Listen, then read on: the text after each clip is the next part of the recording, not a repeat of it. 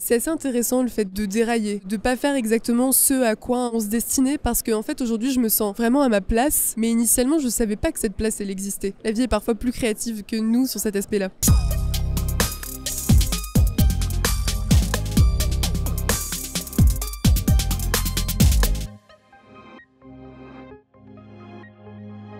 Et dans ce nouvel épisode de Charbon, nous sommes en direct du salon Go Entrepreneur à Paris, sur lequel nous avons un joli stand d'enregistrement podcast. Pour ce nouvel épisode, je reçois Marion Carré, qui est cofondatrice de Ask Mona. Salut Marion, comment tu vas ? Salut, je suis ravie d'être sur le podcast aujourd'hui. On est très content de t'avoir avec nous. On va pas se mentir, il faut le dire tout de suite, on se connaît un petit peu. Ask Mona, c'est un projet qu'on a suivi, qu'on a bien vu évoluer. Tu vas nous en parler aujourd'hui, tu vas nous parler de ton parcours. Tu vas évidemment nous parler d'où tu viens et où est-ce que tu veux aller. Beaucoup d'actu pour vous en ce moment. Je rappelle que cette nouvelle saison est toujours en collaboration avec French Tech Grand Paris et French Tech Est. Donc merci à eux de nous soutenir. Pour commencer, si tu veux bien, est-ce que tu peux nous présenter un petit peu ton parcours, nous dire d'où tu viens, donc un petit CV rapide. J'ai entendu parler du CELSA, j'ai entendu parler de Seine-et-Marne, est-ce que je me trompe ? Effectivement, tu es dans la bonne zone, Seine-et-Marne, CELSA.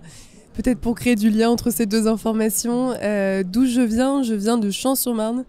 Champs-sur-Marne, c'est une ville en Seine-et-Marne, donc en banlieue parisienne. Et donc j'ai grandi là-bas en regardant toujours Paris avec des grands yeux. Alors en soi, c'est à 20 minutes de RER, donc c'est juste à côté.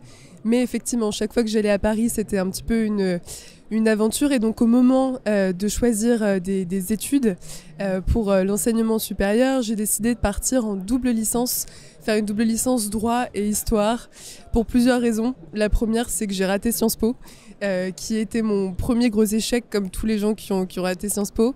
La deuxième, c'est que j'avais envie, depuis que j'étais assez jeune, depuis l'âge de mes 13 ans, de devenir journaliste. Et j'avais cru comprendre que c'était bien d'avoir un peu de culture générale avant. Donc le droit, l'histoire, ça m'intéressait. Ça me permettait aussi de ne pas choisir. Et la troisième raison, qui est sûrement peut-être un peu inavouable, c'est qu'il n'y avait pas de double licence droit-histoire à Marne-la-Vallée, donc à Champs-sur-Marne, ce qui me permettait d'aller à Paris.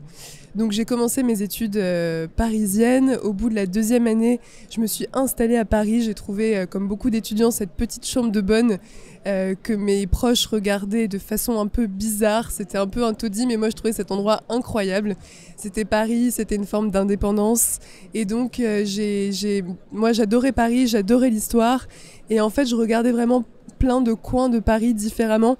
On passe devant chaque jour plein d'endroits qui ont une histoire incroyable et un peu différente et que moi je connaissais. Donc j'avais vraiment ce rapport-là à Paris. Et en fait, à la fin de ma deuxième année de double licence droit-histoire, j'ai réussi le concours d'entrée au CELSA. Et donc là, c'est posé la question de faire un petit peu un choix parce que je pouvais pas faire le CELSA et la double licence droit-histoire en même temps. Et donc, ce que j'ai décidé de faire à ce moment-là, c'était de me dire, je vais au CELSA. Je trouve une façon de pouvoir terminer ma licence de droit en changeant d'université. Et je lance un média sur l'histoire de Paris parce que ça me faisait vraiment mal au cœur d'arrêter l'histoire. Et comme je voulais devenir journaliste, je me suis dit que c'était une bonne façon de commencer à apprendre.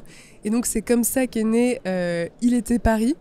C'est d'ailleurs à cette époque-là qu'on s'est connus, à l'époque d'Il était Paris. Et donc, mon objectif avec Il était Paris, c'était de parler de l'histoire de Paris à travers des formats innovants.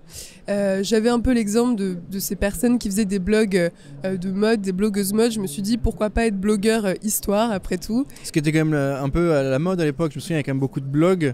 C'est ça. Tu avais un angle un peu particulier aussi, tu vas nous expliquer pourquoi, mais il y avait une vraie patte, il y avait une vraie plus-value. Parce qu'il y avait beaucoup de blogs sur Paris, on s'en souvient, tu sais, sur les bons plans, sur les sorties. C'est ça, exactement. Et là, tu avais quand même un pas de côté qui était lié à ta passion, qui était l'histoire, et tu avais vraiment un autre angle, une autre manière de voir Paris, c'était un peu ça la promesse. Effectivement, l'envie, c'était vraiment de se dire comment est-ce qu'on peut redécouvrir les endroits où on passe quotidiennement sans savoir ce qui s'est passé. Et en fait, moi, je voulais vraiment mobiliser tous les outils innovants qui étaient à ma disposition.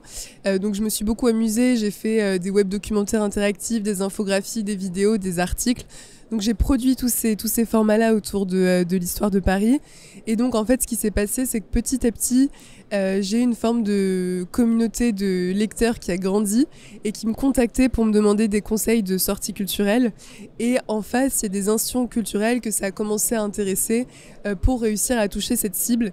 Et donc, c'est pour ça que Il était Paris, qui est donc une forme de premier projet, alors c'était pas entrepreneurial à l'époque, et d'ailleurs je vais peut-être m'arrêter là-dessus. Quand j'ai lancé Il était Paris, c'était une envie de créer un média, et en fait au fur et à mesure, j'ai été accompagnée par un programme qui s'appelait Créartup. D'ailleurs je suis aujourd'hui marraine de ce programme 8 ans plus tard. Et en fait, c'est grâce à ce programme qui accompagne des étudiants qui ont des projets de création que j'ai découvert l'entrepreneuriat. Et en fait, pour moi, l'entrepreneuriat avant, c'était un entrepreneur, c'était un homme de plus de 50 ans qui est patron d'une grande entreprise. Je connaissais quelqu'un de mon âge qui lançait une start-up, mais c'est quelqu'un qui était en école de commerce, ses parents étaient entrepreneurs, donc ça me semblait être pas pour moi, ça me passait complètement au-dessus. Et donc c'est à travers ce premier programme que j'ai découvert ce que c'était en fait que l'entrepreneuriat et le fait que c'était accessible.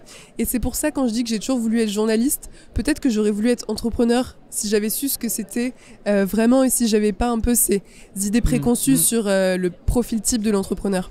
Sur ce profil type là, je pense qu'on t'as réussi à le casser, on est d'accord, sur les projets qu'aujourd'hui tu mènes. Donc on est passé sur Celsa, ensuite on a enchaîné sur ton blog dédié à l'histoire de Paris avec une vision différente. Où est-ce qu'est né le projet Askmona? Comment on arrive sur le projet Askmona qui est quand même aussi en lien direct avec les institutions culturelles, avec ta passion pour l'histoire? Donc comment est né Askmona? Est-ce que tu peux nous parler là concrètement de Askmona? Qu'est-ce que c'est à l'époque et qu'est-ce que c'est aujourd'hui? Effectivement, c'est vraiment le fruit d'un cheminement, c'est pour ça que je reviens sur ce parcours. Donc il y avait ces lecteurs d'un côté, ces institutions culturelles d'un autre, et je réfléchissais depuis quelques temps à une façon de les mettre directement en relation, en se disant comment est-ce qu'on peut faire en sorte que plus de personnes aillent dans ces institutions culturelles et que les institutions culturelles qui ont envie de capter d'un public un peu plus jeune réussissent à les avoir. Parce qu'au final, toi, tu avais l'audience qui cherchait à voir, donc les plus jeunes. Exactement. Et ils te posaient des questions auxquelles tu devais répondre, mais c'était plutôt le job des institutions, de les faire venir, les horaires, les activations, les expositions spécifiques. Donc tu étais un entremetteur entre guillemets. Effectivement, je sentais qu'il y avait un pont à créer entre les deux et que peut-être qu'il était Paris n'était pas le meilleur format pour ça. Et donc à un moment donné, je crois que c'était en mois d'août, je vois passer un appel à projet du ministère de la Culture, service numérique innovant, pour des initiatives innovantes au service notamment de la découverte culturelle, etc. Et donc à ce moment-là, on était donc avec Valentin, qui est mon associé de l'époque et qui l'est toujours. On commence à réfléchir petit à petit, on se dit tiens, si on soumettait un projet de chatbot de recommandation de sortie culturelle pour cet appel à projet. Donc on était à l'époque, il me semble que c'était en 2016, c'était un peu le début de cette vague de chatbots. On découvrait les chatbots SNCF là, qui proposaient des billets de train sur Messenger. Je crois c'est ça, c'était tout le tout début de cette période-là. On s'est dit pourquoi pas faire un chatbot pour la recommandation de sortie culturelle. Et donc on candidate à cet appel à projet du ministère de la Culture avec un dossier qui n'était pas du tout ficelé, une petite vidéo qui explique le concept. C'est ça qu'on aime. Voilà, on est vraiment parti, c'était de l'improvisation totale. On envoie notre truc, on n'y croyait pas vraiment. Et un jour, je me souviens que c'était au mois de novembre, je reçois un appel sur mon téléphone. Bonjour, je travaille au ministère de la Culture, vous êtes lauréat de l'appel à projet Service numérique innovant. À ce moment-là, c'est un choc total, une sorte d'angoisse aussi en se disant ok, mais est-ce qu'on va y arriver? Et surtout, en fait, cet appel à projet, il allait avec une subvention de 30 000 €. Et donc, c'est l'auto-entreprise Marion Carré qui reçoit les 30 000 €. Petite pression en plus. C'est ça, exactement. C'était vraiment une petite pression. Et donc, on s'est lancé grâce à ce premier financement en développant un premier, ce qu'on aime beaucoup, ce mot de jargon dans l'écosystème des startups, un premier MVP.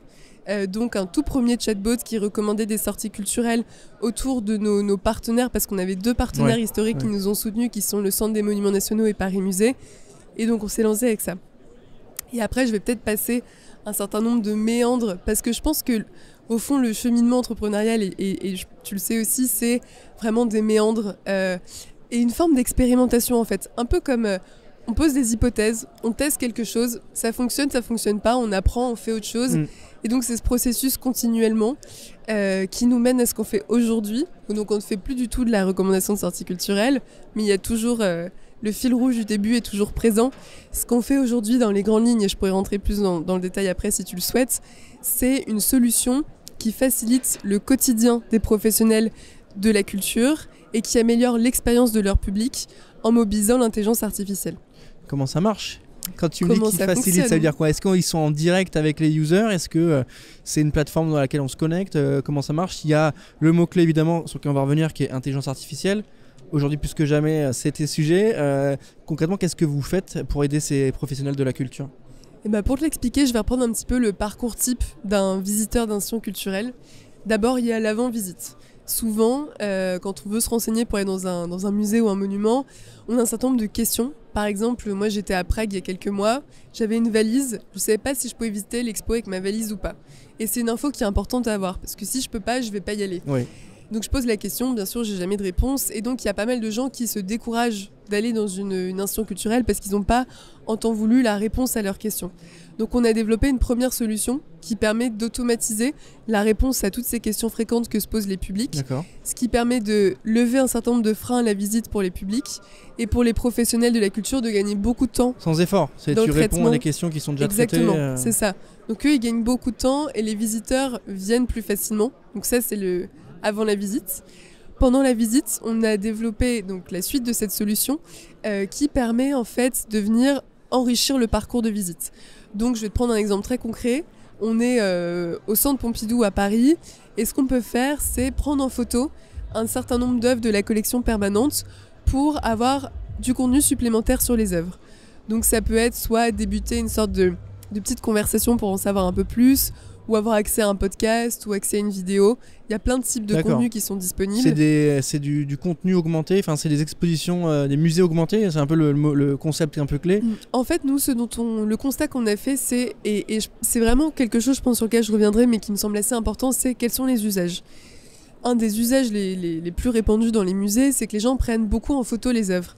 Et on s'est dit, comment est-ce qu'on peut partir de cet usage ? Je prends en photo une œuvre pour avoir du contenu et venir à enrichir l'expérience. Plutôt que de créer quelque chose de zéro en disant tiens, on va te proposer une expérience mais il faut que tu fasses telle chose alors que c'est peut-être pas dans tes habitudes.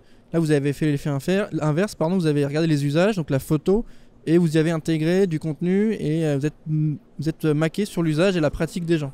Exactement. Et c'est vraiment quelque chose qui me semble assez important parce qu'on vit vraiment dans un écosystème où il y a de la tech à profusion.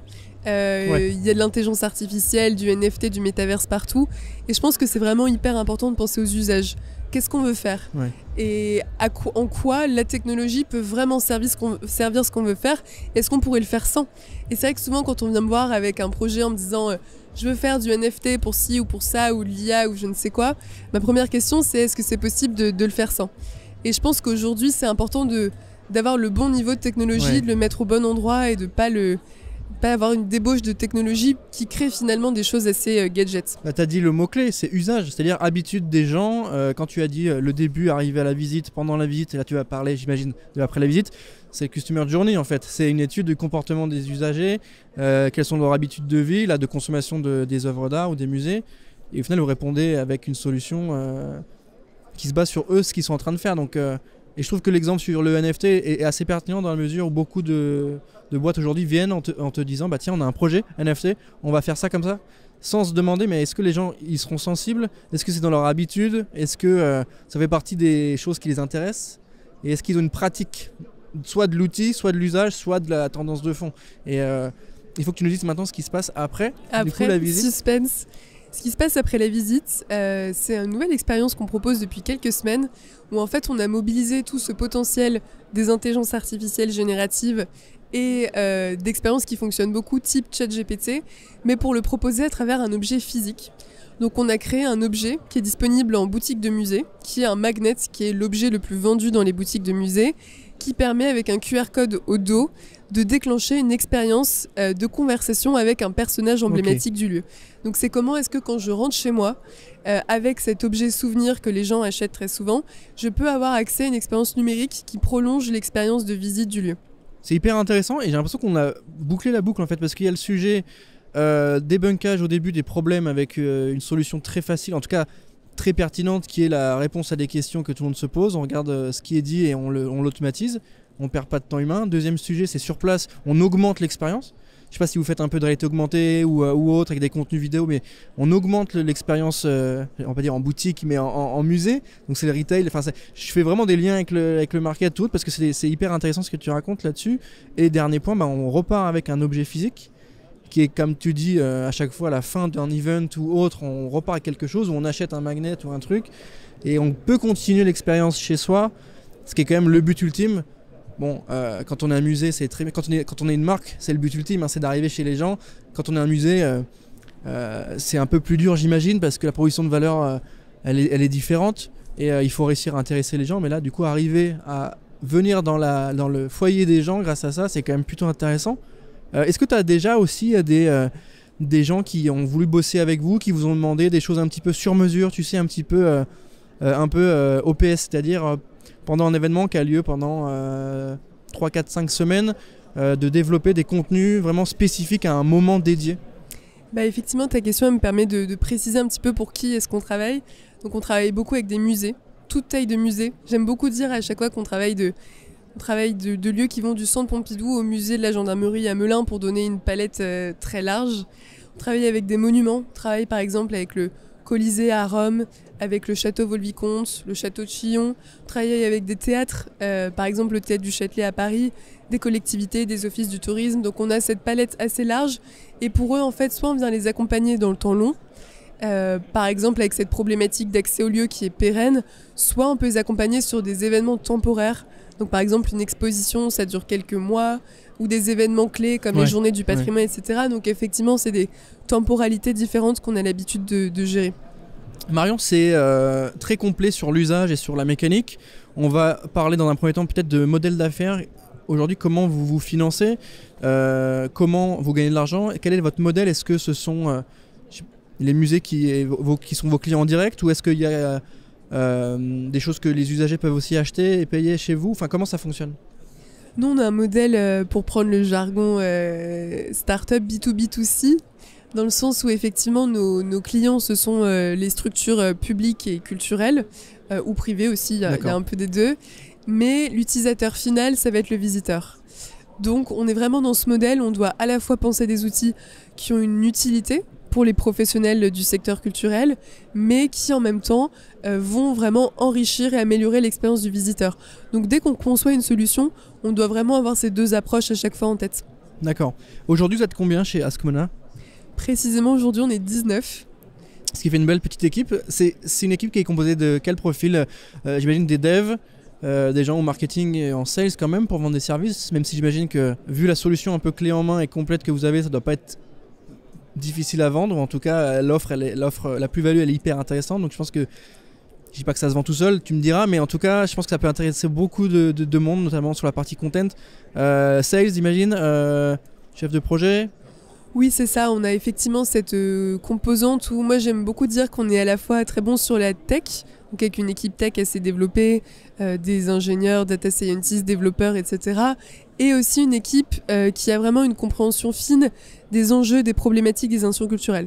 Donc on a des historiens de l'art, on a des personnes qui maîtrisent le contenu, on a vraiment ces deux approches complémentaires dans l'équipe avec les fonctions que tu mentionnais qui sont assez traditionnelles pour ce type de structure.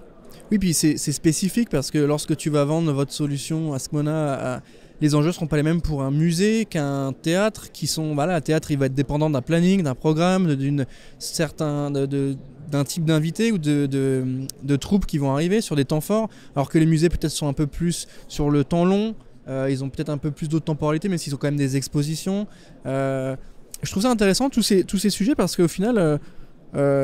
tout semble très rodé et j'aime bien parce qu'on en a parlé il y a quand même quelques années où tu lançais le projet et aujourd'hui je redécouvre un peu les coulisses et on voit que ça a bien évolué. Et je vais parler un peu de toi et de l'évolution de Marion Carré. Est-ce que tu te plais dans le projet Askmona? Est-ce que tu as le sentiment d'avoir accompli l'objectif? Parce qu'on sait que la vie d'entrepreneur elle est toujours... faite d'objectifs 1, 2, 3, 4, une fois qu'on les a dépassés, on enchaîne sur les autres. Est-ce qu'aujourd'hui tu sens que tu as un sentiment d'accomplissement? Où est-ce que tu en es aujourd'hui? Je pense que comme tu le dis sur ces objectifs 1, 2, 3, 4, etc., c'est qu'on n'est jamais arrivé. En fait, on fait quelque chose et on est tout de suite en train de se projeter sur la chose d'après. Donc je pense que c'est un parcours continu où effectivement il y a des paliers, ça fait un peu jeu vidéo quand je dis ça, mais on passe effectivement des étapes, on relève des challenges, mais à chaque fois il y en a un autre. Donc et en même temps, moi j'aime beaucoup cet aspect par recommencement parce qu'on construit. mais à chaque fois qu'on arrive à un stade différent du parcours, de nouvelles choses à apprendre. Moi, j'aime beaucoup apprendre. Et il y a des nouveaux challenges à relever. Et en fait, c'est ça qui rend le parcours continuellement stimulant. Et aussi, à mon sens, ce qui est important, c'est la mission. Ce qu'on fait chez Askmona, ça me parle beaucoup. Et donc, je pense que c'est ces deux choses-là qui font que Askmona a eu 6 ans cette année. Et j'ai toujours la même énergie à investir dans le projet. Énergie qui est célébrée, hein. Forbes 30 Under 30 l'année dernière, cette année Forbes 30 Under 30 Europe, passage en télé, passage en radio, c'est un peu la consécration, j'ai l'impression, là ça se passe plutôt bien chez vous. Comment toi tu perçois tout ça? Est-ce que tu trouves ça, est-ce que ça arrive à terme, tu dis enfin, ou est-ce que un média découvre, le deuxième découvre, le troisième découvre et c'est une suite logique? Est-ce que tu attendais ce moment un petit peu de, je vais pas dire de devenir mainstream, mais en tout cas d'arriver dans la tête du plus grand public? Est-ce que tu attendais ça un peu avec impatience ou pas? Je pense qu'il y a une dynamique qui est assez intéressante en ce moment, c'est que pendant assez longtemps, on a prêché dans le désert sur l'intelligence artificielle, en allant voir des institutions culturelles qui... Alors, il y a des personnes qui étaient ouvertes, mais des fois, on nous regardait un petit peu en se disant mais pourquoi, mais on comprend pas forcément, etc. Donc, ça fait des années qu'on fait ce travail de pédagogie, et toutes les questions qu'on se pose aujourd'hui, ça fait des années qu'on réfléchit aussi à ces aspects-là. Et donc, aujourd'hui, effectivement, il y a ce coup de projecteur qui est mis sur tous ces aspects, et du coup, on est content d'être là et de pouvoir répondre à ces aspects, mais c'est vrai que ça fait quelques années qu'on se penche sur le sujet. Non, parce qu'il y a le côté early adopter, avec des gens qui ont toujours été à vos côtés, ou en tout cas que vous avez essayé de convaincre, etc. Et maintenant, vu qu'on ouvre un peu ce champ de discussion à des médias plus traditionnels qui essayent de découvrir ça, à la population de manière plus large, qui découvre l'intelligence artificielle et ses nouveaux enjeux, j'imagine que pour vous, c'est gratifiant de dire, bon bah voilà, on est référent et on peut prendre la parole dessus et réexpliquer un peu les usages et dire ce qu'on propose et devenir, en tout cas de se positionner en tant qu'expert de l'IA. J'imagine que c'est un peu les sujets et à chaque fois c'est ce qu'on vous demande. Je pense qu'il y a un enjeu de pédagogie qui moi m'intéresse beaucoup, et en fait si on fait peut-être, moi le fil rouge que aujourd'hui j'arrive à peu près à trouver dans ce que j'ai fait, même si ça peut sembler assez décousu, c'est une envie de partager de la connaissance et d'être une sorte de passeuse, de faciliter la compréhension des fois de certaines problématiques en les rendant accessibles. Et donc aujourd'hui, c'est ce qu'on fait avec l'intelligence artificielle. C'est-à-dire que donc nous, ça fait maintenant avec Valentin, ça fait plusieurs années qu'on donne un cours sur art et intelligence artificielle. Où ça ? Alors à plusieurs endroits, à Sciences Po, dis-moi Sciences Po. Je voulais noter ça sur le fait que tu n'avais pas eu le concours, mais qu'aujourd'hui tu donnes des cours à Sciences Po. Donc là, effectivement, ça fait plaisir. Sciences Po, CELSA, on a donné aussi au CNAM, à différents endroits. Et tout ça pour dire que, effectivement, moi, ma conviction, c'est que l'art peut vraiment nous permettre de mieux comprendre un certain nombre de problématiques autour de l'intelligence artificielle. Et donc, au-delà de cette casquette d'entrepreneur, j'ai aussi une casquette d'artiste dans laquelle j'ai beaucoup exploré le sujet. Notamment en essayant de rendre concret et perceptible un certain nombre de problématiques éthiques que pose l'intelligence artificielle. Et donc, par exemple, un des projets sur lesquels j'ai passé beaucoup de temps, c'était un projet que j'ai fait pendant une résidence artistique en Écosse sur une durée d'1 an avec différents partenaires. J'ai créé toute une œuvre qui met en scène en fait des fausses archives que j'ai générées avec, c'était GPT-2 à l'époque. Mais l'objectif, c'était vraiment de poser cette question de comment est-ce qu'à l'heure des fausses nouvelles, on peut réussir à savoir faire la distinction entre le vrai et le faux, et qu'est-ce que cette confusion des genres peut provoquer chez nous. Aujourd'hui, tu as dit le mot-clé qui m'intéresse un peu, c'est le mot passeuse, qui me fait penser à notre invité au tout début de ce format Charbon, qui était Jamy, qui nous avait dit aussi « Je suis un passeur », c'est d'ailleurs le titre de son épisode. J'aime bien cette notion de passeur dans la mesure où tu as parlé de connaissance, d'accès à la connaissance, et les musées sont là aussi pour ça, les institutions publiques sont là aussi pour ça, et j'ai l'impression que vous êtes aussi un facilitateur et vous accompagnez cet accès à la culture qui est quand même, rappelons-le si on prend un point de vue un peu plus macro, mais qui est quand même un des vecteurs d'amélioration de vie en société, c'est-à-dire l'accès à la culture, à la connaissance, pour bien vivre ensemble, ce qui aujourd'hui n'est pas forcément super simple, le vivre ensemble. Donc je trouve qu'il y a aussi un rôle un peu sociétal, tu vois, de votre solution Askmona, et je trouve que c'est intéressant qu'on pointe le doigt sur ça. J'aimerais bien que tu nous parles un petit peu des doutes, Marion. J'imagine qu'il y en a eu, j'imagine qu'il y en a encore un petit peu aujourd'hui. Comment tu gères le doute aujourd'hui ? Je pense que le doute, c'est quelque chose de permanent chez moi. dans le sens où je doute constamment, mais c'est un doute plutôt bénéfique. C'est-à-dire, c'est vraiment se poser la question de est-ce que je pense que je vais dans le bon sens ? Et en fait, c'est plutôt sain parce que ça peut permettre d'éviter de s'entêter et de partir dans des directions qui font pas forcément sens, même si je pense qu'il faut savoir douter quotidiennement, mais garder une forme de... Sur les enjeux plus profonds, garder quand même une forme d'assurance et de confiance pour pas être constamment déstabilisé, mais avoir une forme de relation assez saine au doute, qui est ce qui nous permet finalement de progresser. Tu as toujours été en duo avec Valentin, qui est ton associé. Est-ce que ça a été une force ? Si oui, à quel niveau ? Et est-ce que parfois il y a eu des frictions ? Est-ce que ça vous a permis d'avancer ? Comment vous avez géré cette évolution à deux ? Parce qu'il y a toujours, j'imagine, des points de vue différents, des intérêts différents. À l'époque où tu avais lancé ce projet avec Valentin, effectivement, on n'était pas forcément sur les mêmes connaissances sur l'IA qu'aujourd'hui.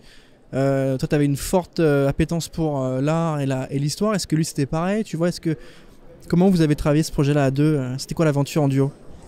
Ta question me fait penser à un premier aspect avant d'arriver sur cette relation-là, qui est comment est-ce qu'on passe de l'art à l'intelligence artificielle ?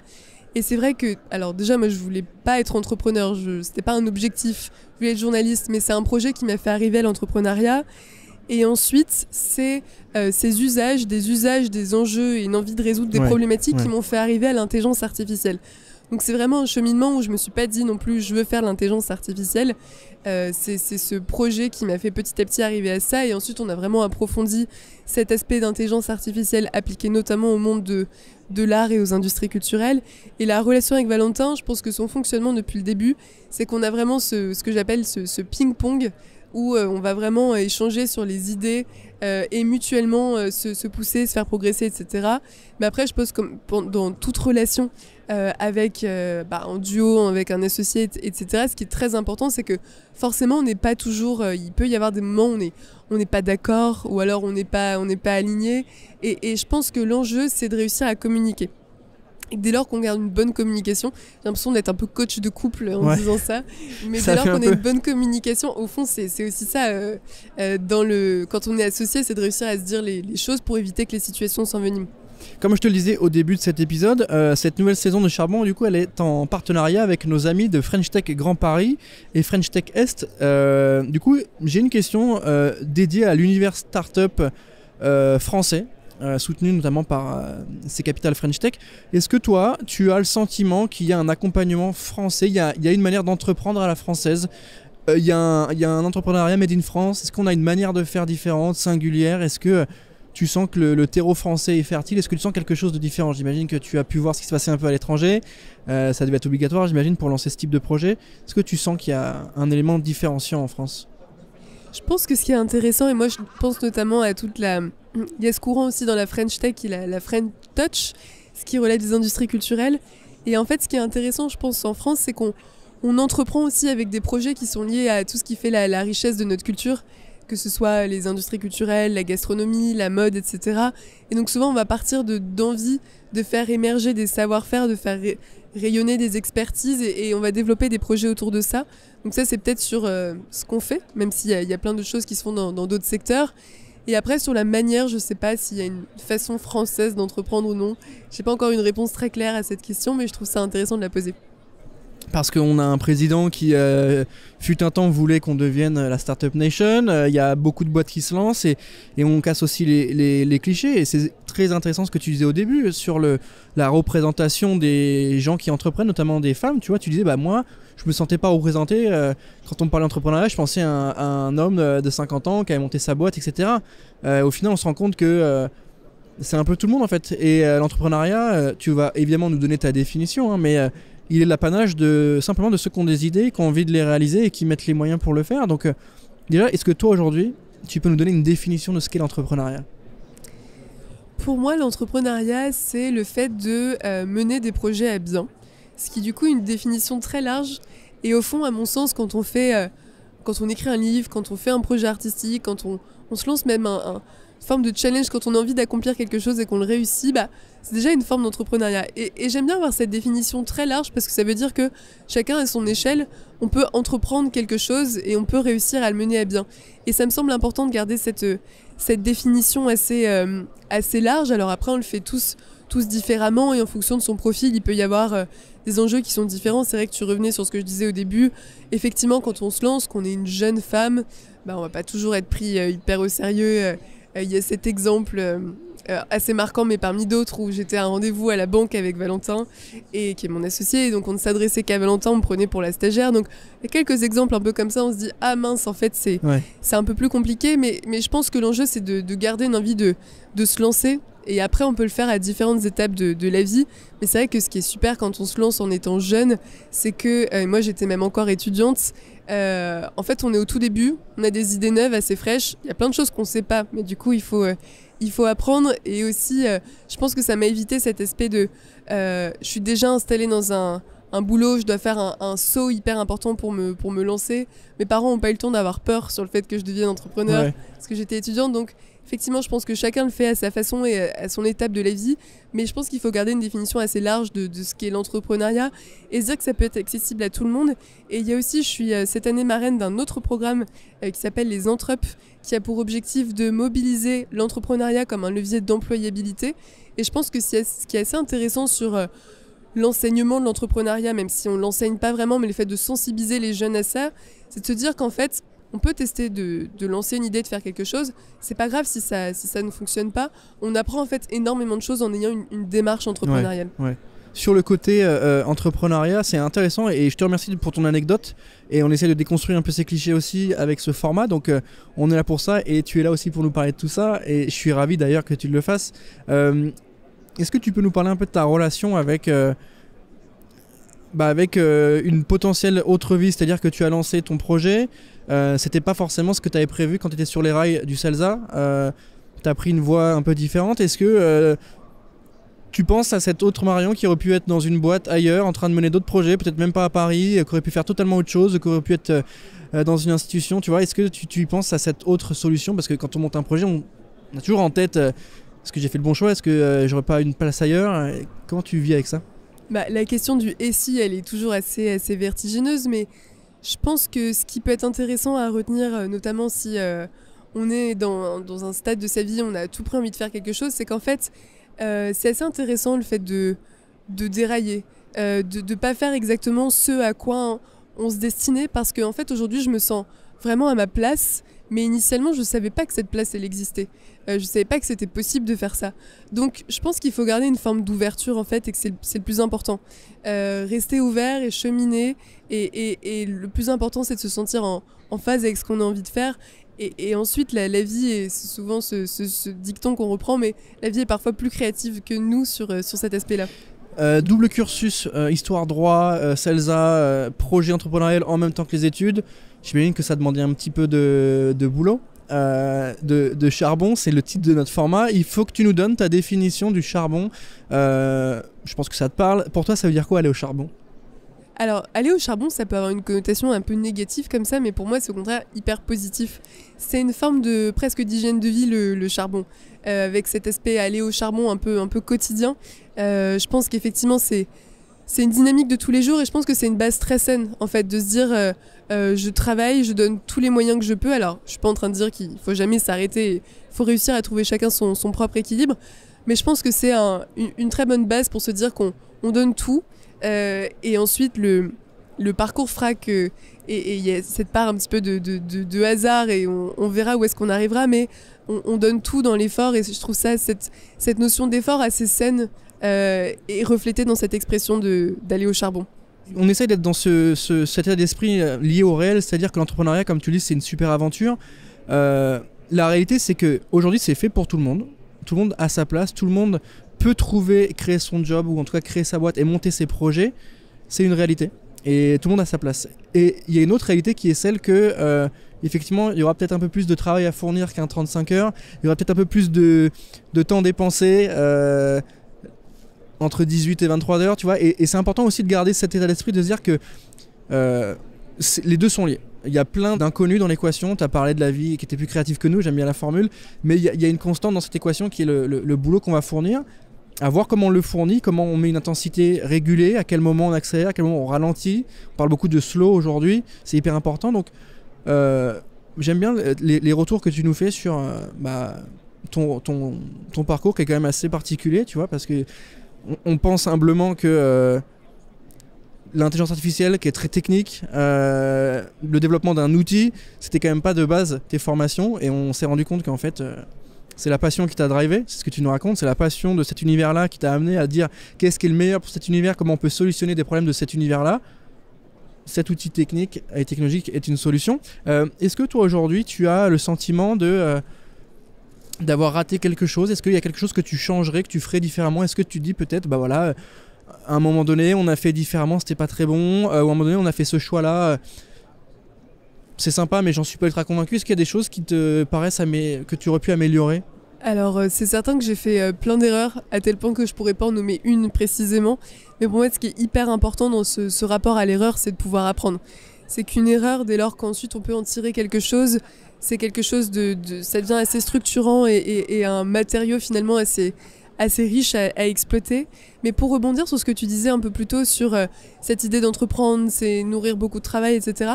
Je pense qu'il y a aussi beaucoup de clichés vis-à-vis de l'entrepreneuriat qu'il est important de démystifier. Certes, effectivement, ça demande de l'effort. Après, il y a aussi toute cette question autour de la santé mentale des entrepreneurs, etc. Et c'est vrai que là, ça fait 6 ans, c'est vraiment un marathon. Et ce qui est assez important, c'est comment est-ce que on peut en fait aussi s'écouter soi et trouver une forme d'équilibre. Même s'il y a beaucoup d'efforts à fournir, comment est-ce qu'on trouve la bonne façon de le fournir pour réussir à tenir sur le temps long? C'est le niveau de l'intensité, c'est ce qu'on évoquait, c'est ce que j'évoquais sur l'intensité de mettre le curseur là où il faut. Et quand tu as un lancement, évidemment que le lancement ça va accélérer pendant 2-3 semaines parce que tu as un lancement, et en même temps tu tiendras pas sur 2 ans si tu es à fond pendant toute la semaine, t'as pas de vacances, t'as pas de repos, tu tiendras pas sur 1 an ou 1 an et demi. Donc le retour, et toi tu nous le fais en direct parce que c'est ce qui t'anime, et tu le vis depuis 6 ans, c'est le quotidien de l'entrepreneur. C'est prendre le temps, c'est regarder ce qu'il faut améliorer, quelle est la prio aussi. Comment tu gères, gros sujet, les priorités? Comment tu t'organises? Est-ce que tu fais un point? Quelque chose qui te paraît prioritaire, toi peut-être ne l'est pas par rapport au marché. Comment tu gères ça? Ce qui me semble assez intéressant, c'est tout cet enjeu de la priorisation entre l'urgent et l'important. C'est que l'urgent, on en a potentiellement beaucoup. Il y a beaucoup de choses qui sont urgentes, mais il ne faut pas que ça déclasse pour autant ce qui est important. Et donc moi j'aime beaucoup cette idée, et souvent c'est une image que je donne des fois à des personnes qui nous rejoignent et qui débutent. Cette image d'espèce de verre d'eau où tu mets tes gros cailloux d'abord et les petits cailloux ensuite, c'est vraiment, je pense, il y a un enjeu de comment est-ce que tu structures ton temps pour pas passer au-delà pour garder suffisamment de temps pour les sujets de fond, les sujets qui sont importants. C'est vrai que souvent quand des fois on a envie de produire, on est là, on se sent efficace quand on produit, mais c'est hyper important d'avoir aussi le temps de prise de recul pour réfléchir aussi, pour savoir est-ce qu'on part ou pas dans le bon sens, rester en lien avec son écosystème, rester en lien avec ses clients, ses utilisateurs. C'est des choses qui sont très importantes, il faut prendre le temps aussi pour ça.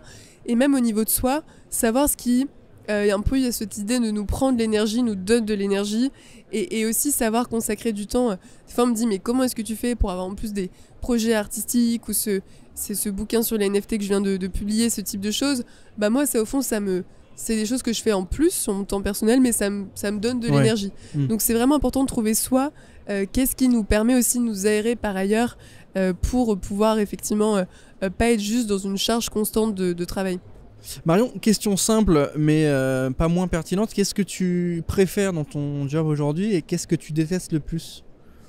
Je pense que ce qui me plaît, c'est un aspect de créativité que j'ai l'impression de retrouver un peu dans tout ce que je fais. Créativité au sens large en fait, parce qu'être créatif c'est se nourrir de ce qui se passe, avoir une espèce de capteur pour comprendre les enjeux, les besoins, les problématiques, chercher une solution, une réponse ou une façon de présenter un problème différemment, le concevoir, le présenter, le partager. Ça c'est quelque chose qui me plaît beaucoup. Après je pense que ce qui est complexe, c'est vraiment en fait tout au long du parcours on rencontre des obstacles, des difficultés, des choses à surmonter, et des fois effectivement c'est plus dur que d'autres. On se pose un peu cette question de est-ce que je vais y arriver, mais je pense qu'en persistant, et au fond l'enjeu c'est la résilience, c'est dans quelle mesure on arrive à constamment essayer de trouver l'énergie pour rebondir quand il se passe quelque chose de compliqué. il faut que tu nous dises qu'est-ce que tu n'aimes pas. Est-ce que c'est la compta? Est-ce que c'est les nouveaux clients parce qu'il faut repitcher et t'en peux plus de t'entendre pitcher? Je sais pas, qu'est-ce qui te froisse un peu? Après, s'il faut que je te confesse ça il comme ça... faut que tu nous donnes une info, on est en direct, il n'y a pas grand monde, il n'y a que je sais pas, quelques centaines de milliers, je sais pas combien on est aujourd'hui. Effectivement, il y a des tâches qui sont beaucoup plus rébarbatives que d'autres. Pas mal de choses liées à l'admin, à la gestion, etc. Où moi, c'est pas mon cœur de... Enfin, j'ai pas un parcours issu de ça, j'ai dû me former parce que c'est important d'être au niveau, mais c'est vrai que ça, c'est des choses qui vont un peu moins m'emballer. Et comme... Enfin, on a tous un peu des choses qui nous excitent énormément et d'autres où malheureusement c'est nécessaire, faut les faire. Et c'est ça qui fait... des fois, on imagine que l'entrepreneur, il passe son temps... à droite, à gauche, à faire des choses très sympas et stimulantes, mais effectivement, il y a un peu des deux. Moi, ce que j'adore, c'est la gestion financière et tout ce qui est comptabilité. Ah ouais? Non, en fait, non, pas vraiment. Mais c'est intéressant ton retour là-dessus, parce que les gens qui nous écoutent ont aussi besoin de comprendre que les profils que nous recevons, ils sont humains, et ils ont des appétences, des envies, et ils ont effectivement réussi des beaux projets s'ils sont assis à côté de nous. Et en même temps, ils ont... chacun leur passion et leurs intentions et leur vision de leur boîte. Ask Mona, dans, je sais pas, allez, on va dire 3 ans, je vais pas dire 5 ans ou 10 ans, c'est trop loin, mais dans 3 ans, en plus on parle beaucoup de ChatGPT aujourd'hui et d'IA, donc partons sur 3 ans. Ask Mona dans 3 ans, c'est quoi? Notre enjeu, c'est vraiment de se dire comment est-ce qu'on peut aider le maximum d'institutions culturelles et donc par répercussion de public pour venir améliorer leur expérience au global. Donc améliorer le quotidien des professionnels de la culture, leur faire gagner encore plus de temps dans leurs tâches. Et donc on voit qu'avec tous ces outils, il y a une palette d'outils énorme en fait qu'on peut finir par proposer. Et c'est la même chose pour les visiteurs. Et donc on est en train, encore une fois, en partant des usages, d'explorer comment est-ce qu'on peut mettre tous ces outils avec un potentiel énorme au service des équipes des institutions culturelles et des publics pour faire de l'expérience culturelle une expérience qui soit la plus... j'ai envie de dire incroyable possible, mais surtout, et c'est un peu cet aspect sociétal dont on parlait, faire en sorte que les institutions culturelles puissent vraiment être au centre de la société. Je terminerai sur cette question, sur le sens. J'imagine que la boîte a été créée évidemment par lien avec tes passions et celles de Valentin. On parle aussi beaucoup de sens aujourd'hui, sur retrouver du sens dans son boulot. Beaucoup de gens qui montent leur boîte sont en quête de sens et du coup montent des projets pour ça. Est-ce que toi aujourd'hui tu as le sentiment d'être accompli là-dessus, c'est-à-dire je fais quelque chose qui, 1, me plaît, ça c'est très bien, 2, me rémunère, ça c'est encore mieux, et 3, j'ai du sens, j'apporte quelque chose à la société. Est-ce que toi c'est important ce point-là? Et si oui, est-ce que tu te sens complète là-dessus? Bien sûr, effectivement, c'est un point très important. Moi, je me sens assez, je sais pas si on peut dire comblée là-dessus, mais effectivement, ça m'apporte beaucoup. Mais je rebondis sur un point que tu mentionnais sur je fais quelque chose qui a du sens, qui me plaît, et je suis rémunérée à ma juste valeur. Et c'est vrai que dans les métiers de la culture, parfois même du sport, ces métiers un peu que les gens identifient comme des métiers passion, des fois il peut y avoir ce type de problématique, de dire tu fais quelque chose qui t'intéresse, donc il faut que tu acceptes d'être sous-payé parce que tu travailles avec telle ou telle référence incroyable, ou parce que tu fais ce métier que t'aimes, t'es artiste, tu devrais être très content d'être artiste et d'accepter d'être sous-payé. Non, je pense que c'est important de se dire, c'est pas parce qu'on est dans ce type d'industrie que effectivement il faut accepter ce type de choses. Non mais c'est intéressant, et c'est pour ça que j'ai parlé de tu te rémunères, parce qu'il y a ce côté, on connaît tous quelqu'un qui a bossé dans un musée quand il était jeune ou autre, et qui a pris un petit billet qui était ridicule, tu vois, il a fait ouvreur, ou il a fait, et il a quasiment pas touché d'argent. Donc il y a un côté, en fait on sait que il y a effectivement le côté passion, mais qui est pas très rémunérateur, et en même temps c'est une industrie qui est absolument incroyable, qui mine de rien crée de la valeur, crée de l'emploi, crée de l'argent. Et je trouve que c'est intéressant de parler de ça sans avoir peur d'utiliser les bons termes, de dire que la proposition de valeur que vous avez, la solution que vous avez, du coup apporte des vrais avantages à vos clients, et du coup ça a de la valeur, et il faut pas je pense que c'est un peu on peut terminer là-dessus aussi, mais c'est un peu le vrai problème des entrepreneurs, c'est comment on va travailler son produit, réussir à le vendre au début avec le bon prix, avec le budget de l'audience, qu'un musée ça a pas non plus des milliers et des cents à chaque fois. Et en même temps, ce que vous proposez, c'est quand même ultra complet, donc ça a du temps, de la valeur, etc. Donc ce sujet passion, évidemment, ce sujet monétisation, évidemment aussi. Pour terminer cet épisode, Marion, est-ce que tu peux nous parler un petit peu de ton livre qui vient de sortir il n'y a pas longtemps, je crois? Ce livre sur les NFT, c'est une démarche qui est un peu la même que celui qu'on avait fait sur art et intelligence artificielle avec Valentin auparavant. Cette fois-ci, je l'ai publié avec un autre co-auteur qui s'appelle Frédéric de Sénart-Clins. Et l'objectif, c'était de se dire, effectivement, il y a eu toute cette un peu hype autour des NFT, on en parlait beaucoup, etc. Et nous, on a voulu comprendre qu'est-ce que ça pouvait déjà aider à comprendre qu'est-ce que c'est. Parce que souvent, on en parle et on a du mal à comprendre exactement comment ça fonctionne. Et ensuite, voir quelles sont les perspectives et limites de ces outils. Et donc, c'est cet enjeu de passer un peu de la connaissance et d'aider à comprendre ces problématiques qui est au cœur de cet ouvrage. Et on va évidemment inviter tous nos auditeurs et nos viewers, parce que maintenant on filme les formats charbon, à aller découvrir ton ouvrage. On arrive à la fin de cet épisode, Marion. Merci d'avoir pris le temps de répondre à toutes mes questions. Merci à toi pour cet échange. Je suis ravi de t'avoir reçu dans ce nouvel épisode de Charbon qui est enregistré, comme je disais, en direct du salon Go Entrepreneur. Donc merci à eux de nous avoir reçus. Merci également à French Tech Grand Paris et French Tech Est de nous suivre sur cette 4e saison. Merci à tous de nous avoir écoutés. Moi je vous dis à très bientôt. À bientôt.